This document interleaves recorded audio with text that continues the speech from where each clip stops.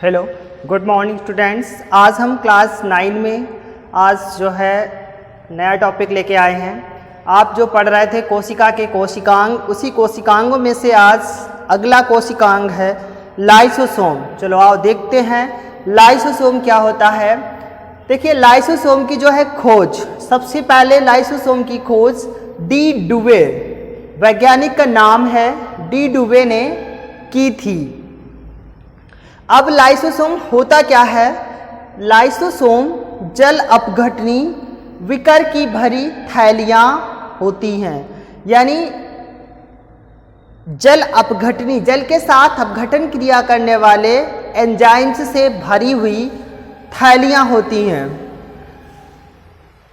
Lysosome का अर्थ है पाचक काय, यानी जो लाइसोसोम है ये पचाने में मदद करता है, पचाने में सहायता करता है।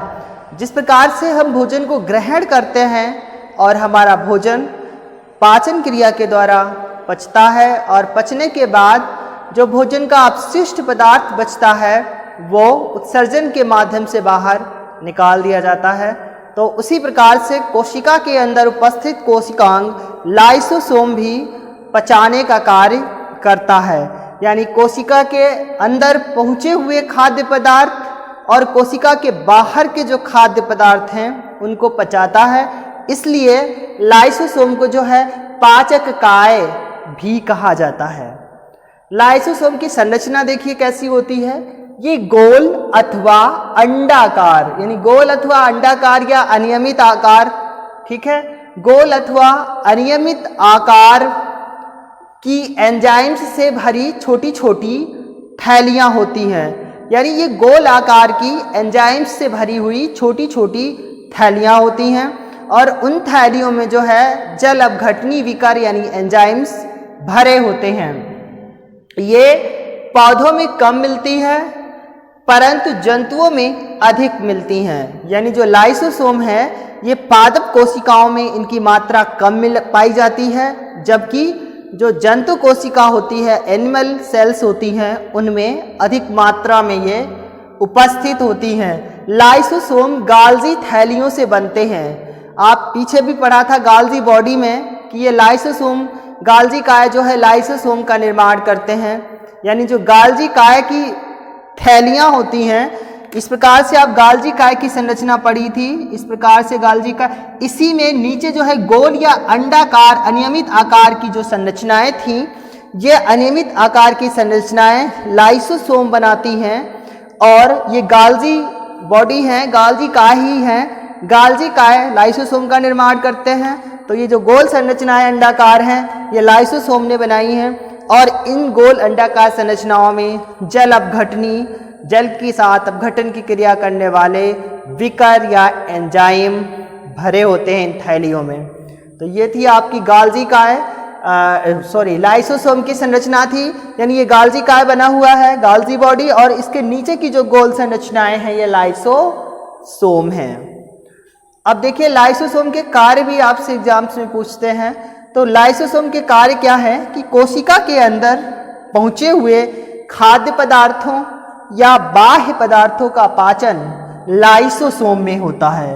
अभी आपको बताया था कि कोशिका में जो भोज्य पदार्थ, खाद्य पदार्थ पहुंचते हैं उनका पाचन भी लाइसोसोम करते हैं और जो कोशिका के बाहर खाद्य पदार्थ होते हैं उनका भी पाचन लाइसोसोम ही करते हैं। क्योंकि लाइसोसोम का मतलब, लाइसोसोम का अर्थ पाचक काय होता है।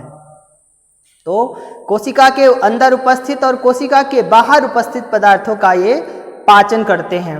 इसके बाद लाइसोसोम के फटने पर कोशिका का स्वपाचन हो जाता है। यानी कोशिका का स्वपाचन का तात्पर्य है कि कोशिका स्वयं नष्ट हो जाती है। यानी जो लाइसोसोम है जब ये फट जाते हैं तो कोशिका को स्वयं पचित कर देते हैं।